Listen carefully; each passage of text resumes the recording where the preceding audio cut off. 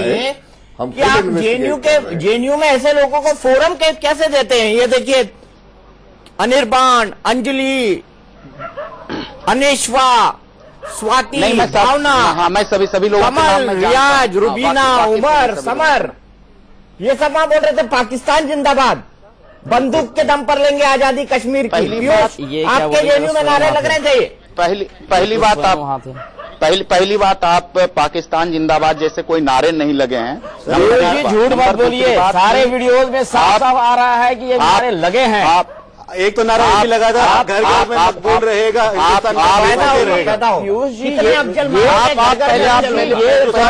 Campus में चल सकता है। आज अगर आप पहले पूरी बात नहीं हो जाने देंगे, नहीं चल सकता। एक मिनट सौरभ, एक मिनट।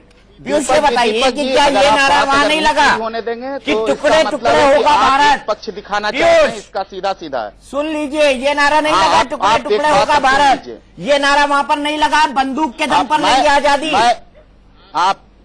मैं इस सारी प्रतिक्रियावादी नारों का वहां पर जो आयशा के साथी थे उन लोगों ने विरोध किया, जो जेएनयू के साथी थे उन लोगों ने नारों का विरोध किया, क्योंकि कश्मीर में बीच में अगर टोक टाक अगर होगा तो मैं ये मानूंगा कि आपका शो एक पक्षीय चल रहा है।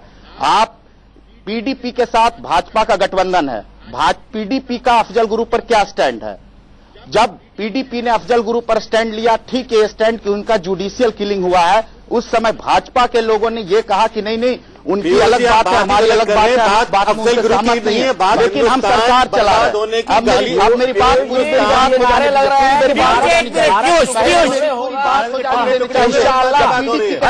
सरकार चलाना होता है। मुझे लगता है कि आपकी श्रवण शक्ति अच्छी है, आप अच्छा सुन सकते हैं पीयूष, आप अच्छा सुन सकते हैं ना, सुनने में तो कोई दिक्कत नहीं है। आप पहले मुझे बोलने तो दीजिए। आप सुन लीजिए कौन कौन से नारे लग रहे थे, मुझे ब्रेक पे जाना है, मुझे बोलना सुन लीजिए। आपके विचारधारा के समर्थकों ने कौन कौन से नारे लगाए वहाँ पर, सुन लीजिए, ब्रेक पे जाते हैं। मौत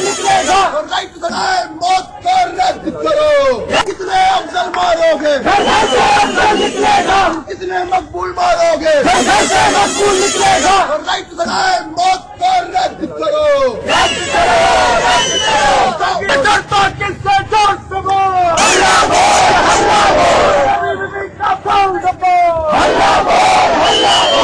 कितने अफजल मारोगे, कितने मकबूल मारोगे, मकबूल निकलेगा। मौत को रद्द करो,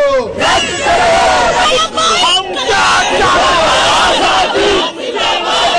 आजादी चलेंगे, आजादी चाहे जेल भेजो, आजादी चाहे डंडे मारो, आजादी चाहे गोली मारो, आजादी लेके रखेंगे, आजादी।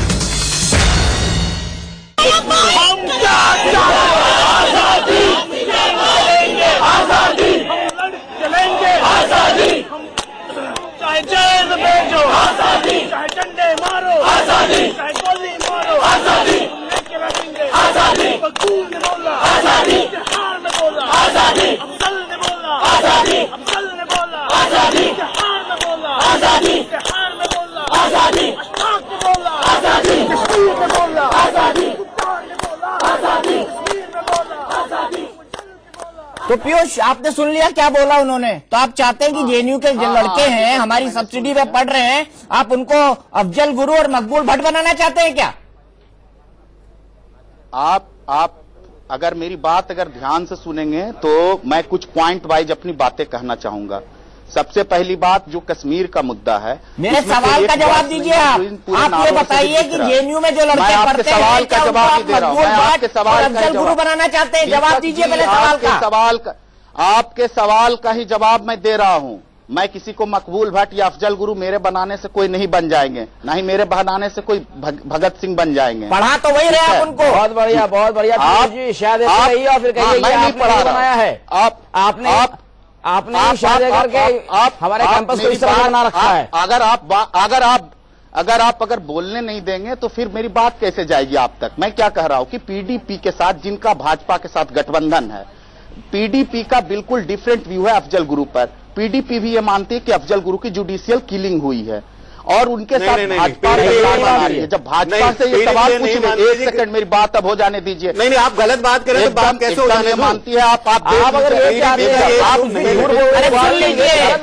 आपसे ज्यादा पढ़े लिखे अमित रैना जी, आपने पढ़ाई शुरू की अभी जेएनयू में और गलत इंटेलेक्चुअल ट्रेनिंग ले रहे हैं आप तो बोलने ही नहीं दे रहे। और पीयूष राज जी, आप गलत इंटेलेक्चुअल ट्रेनिंग ले रहे हैं। पीडीपी का ये स्टैंड था ही नहीं कभी, हमें बताएंगे, ये स्टैंड कभी नहीं था। दीपक जी, किसी के ज्यादा पढ़े लिख लेने से किसी की बात नहीं सुन लेने का या किसी की बात को खारिज कर देने का किसी को अधिकार है। आप गलत बोलेंगे तो रोकूंगा नहीं, आप झूठ बोलेंगे।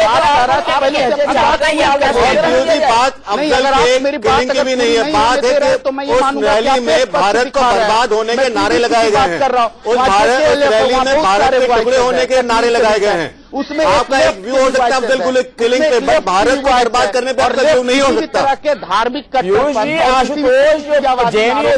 पुराने प्रेसिडेंट है, वो आप ही के ऑर्गेनाइजेशन के हैं और उस कार्यक्रम में बढ़ चढ़ करके नारे लगा रहे थे। वो वहां पर लोगों के बीच में भारत की बर्बादी के नारे लगा रहे थे और आप कह रहे हैं कि वो वहां पर थे नहीं। पीयूष राज था नहीं, और इसका कैसे कर सकते हैं आप? पीयूष जी, फॉर्मल कंप्लेंट आयशा की तरफ से गई है क्या उन स्टूडेंट्स के खिलाफ जिन्होंने भारत विरोधी नारे लगाए हैं? अगर आप उनका समर्थन नहीं करते, आयशा का इस टाइम प्रेसिडेंट है, क्या आपने फॉर्मल कंप्लेंट यूनियन की तरफ से गई है रजिस्टर ऑफिस में कि इन किस बात का कंप्लेंट, किस भारत के टुकड़े होने के कंप्लेंट, भारत को बर्बाद होने के कंप्लेंट? ऐसे नारे लगेंगे आप कहते हैं कंप्लेंट नारे लगाते हैं कि अफजल तेरे अरमानों को हम मंजिल तक पहुंचाएंगे। तो कौन से अरमान है पीयूष जी? अफजल के ये कौन से अरमान है जो आप पूरे करने की कोशिश कर रहे हैं, हमें बताइए। तो आप कह रहे हैं कि ऐसा उनको पता तो चले कि अफजल के ये कौन से अरमान है जो आप पूरा करवाना चाहते हैं। अफजल गुरु को वो अरमान जो उसका बाकी रह गया था, जो हमारे पार्लियामेंट पर अटैक नहीं हो पाया था, क्या आप उसको पूरा करना चाहते हैं? क्या आप हमारे पार्लियामेंट को उड़ाना चाहते हैं, बम ब्लास्ट करवाना चाहते हैं? क्या इस तरह की राजनीति आप कैंपस में करना चाहते हैं? क्या इस तरह की मानसिकता वाले लोगों का देश में जांच नहीं बढ़ाना चाहते हैं? और आप लोग तो यहाँ मुझे बोलने ही नहीं दे रहे जी। अगर आप झूठ बोलेंगे तो आप आवाज उठेगी। आप ये कर रहे हैं कि हम पीयूष, मेरा बड़ा सीधा सवाल है, जवाब दीजिए। बोल रहा हूँ कि ऐसे पीयूष, मेरा बड़ा सीधा सवाल है, जवाब दीजिएगा। जवाब ही दूंगा। हाँ हाँ, श्रीनगर क्राइम ब्रांच के इंस्पेक्टर अमरचंद मकबूल भट्ट ने उनको 1966 में मारा था। आप जानते हैं अमरचंद के बारे में कुछ? कैसे मकबूल भट्ट ने मारा था जानते हैं? जिसकी शहादत मना रहे थे आपके दोस्त। हमारे दोस्त किसकी शहादत मना रहे थे, नहीं मना रहे थे। लेफ्ट के भीतर भी हर किसी को लेकर के, हर एक व्यक्ति को लेकर के, देश की आजादी को लेकर, कश्मीर की आजादी को लेकर, कश्मीर के मुद्दे पर लेफ्ट के भीतर डिफरेंट व्यूज हैं। कश्मीर के भीतर भी डिफरेंट व्यूज हैं। उसमें अगर कोई अपना डिफरेंट व्यू रख रहा है तो उसको अपनी बात को रखने की आजादी है। लोग रखते ही अपनी बात को। देश के टुकड़े हो जाए, ये सारी बात भी ये चाहते हैं कि देश के टुकड़े हो जाए। कश्मीर के विधानसभा के बदल लाने की कोशिश कर रहे हैं, देश के टुकड़े हो जाए, बातें होती है। वहां पर हर जगह और देश के वीडियो चल रहा है जिसमें कहा जा रहा है कि देश भारत की बर्बादी हमारी जारी है। मुझे कनाडा के पास भी इस तरह से कोई भी प्रतिक्रियावादी या विभाजनकारी नारों का आयशा किसी भी तरीके से समर्थन नहीं करता है, उसका कंडेम करते हैं, उसकी कड़ी शब्दों में निंदा करते हैं। आज आप ये पहला ही लाइन अलग है, लेकिन आप दूसरी बात आप नहीं नारे लगा रहे थे, आप कहेंगे कि हम तो वहां थे ही नहीं।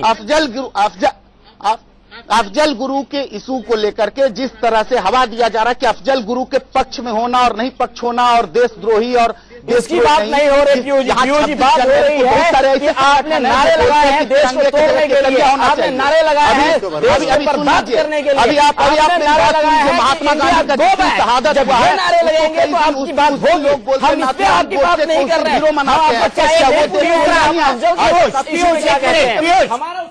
आप यूनिलेटरल बोलेंगे, आपकी आवाज कहीं सुनाई नहीं पड़ रही है। एक मिनट पीयूष, आप चाहते हैं India go back from JNU? अभी नहीं कोई कंप्लेंट किया?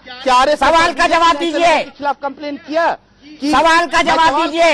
मैं सवाल का ही जवाब दे रहा हूं। आप बताइए, क्या पीयूष राज चाहते हैं India go back from JNU? आपकी पढ़ाई कहाँ से होगी? ये जो कपड़े पहने हैं, गंगा ढाबा में जो खाना खाते हैं आप, और क्या क्या करते हैं वो सब्सिडी के पैसे के। जहाँ का खाना खाते हैं वहीं के लोग, जहां का खाना खाते हैं, यही सवाल है, जहां का खाना खाते हैं और कहां का गाते हैं। अगर आपका यही सवाल है, मैं उसी सवाल का जवाब मैं दे रहा हूं।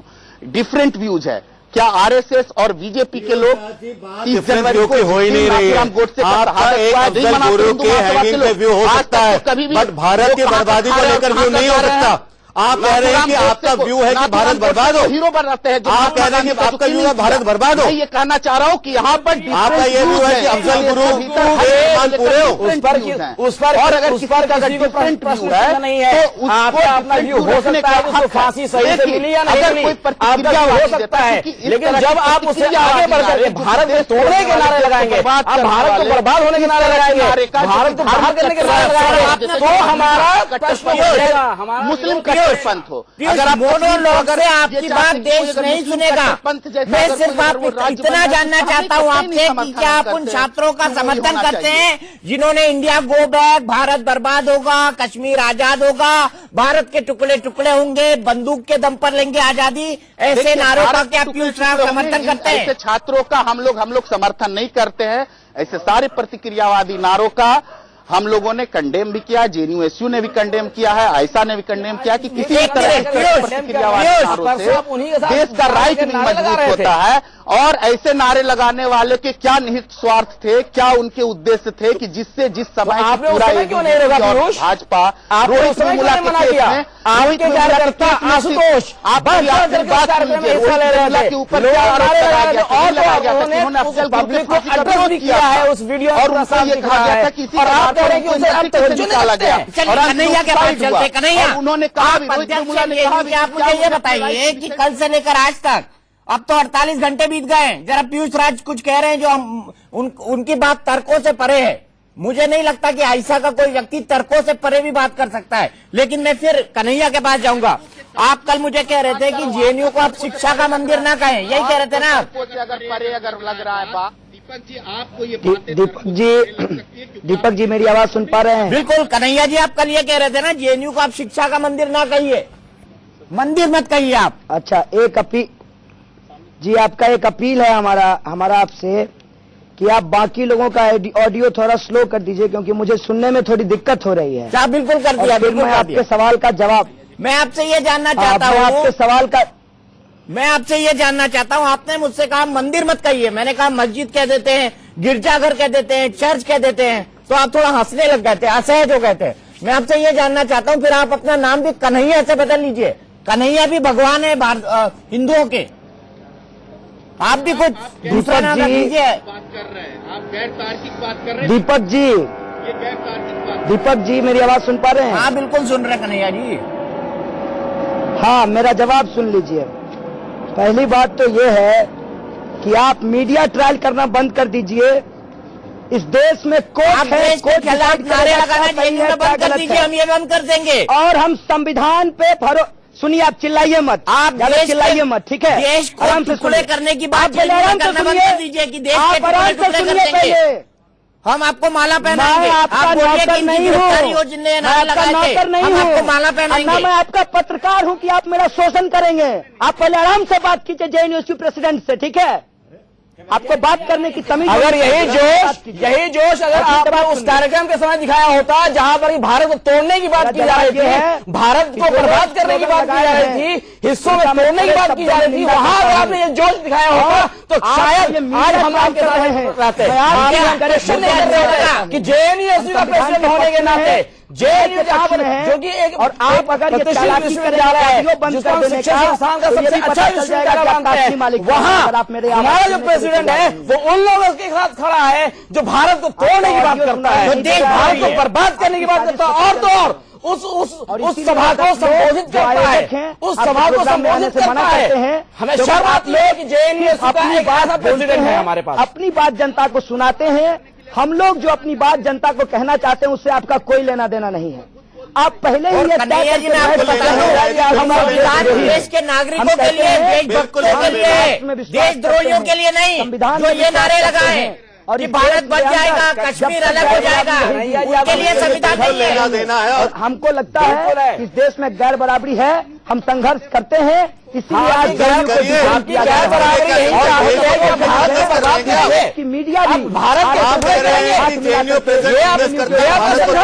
और जेएनयू को डिफेम कर रही है। आप कह रहे हैं अध्यक्ष जेएनयू संघर्ष करता है भारत को तोड़ने के लिए, ऐसा संघर्ष हमें मंजूर नहीं है और इसके खिलाफ आवाज उठेगी और इसे रोका जाएगा। जो लोग वहाँ बैठ करके चिल्लाते हैं, मछली आप चिल्ला रहे थे कल, आप सच में अच्छा कन्हैया करना चाहते हैं तो मैं आपको चुनौती देना चाहता हूँ कि कभी आप इस देश की शिक्षा के ऊपर कोई डिबेट कराइए, कभी बेरोजगारी के ऊपर कोई डिबेट कराइए, इस देश के अंदर गरीबी और भिखमरी के ऊपर डिबेट कराइए। आप जेएनयू से शुरुआत करिए ना, भारत के विरोध में नारे मत लगवाइए, जेएनयू से शुरुआत करिए। आपको इतना बड़ा फोरम मिला है बहस कराने का, गरीबी पर बहस कराने का, बेरोजगारी पर बहस कराने का, वो आप करा नहीं रहे जेएनयू में, देश के विरोध में नारे लगवा रहे हैं। हम किसी तरीके जाऊंगा देश विरोधी गतिविधि का समर्थन नहीं करते हैं, गरीबों को लेकर निंदा करते हैं, साथ ही साथ एबीवीपी जिस तरीके से सरकार का इस्तेमाल करके जेएनयू के ऑटोनॉमी के ऊपर अटैक कर रहा है, हम जेएनयू की तरफ से हम एबीवीपी को भी कंडेम करना चाहते हैं। और मैं आप दोनों को बोलूंगा एक एक करके बोले, ब्रेक के बाद वापस आते हैं।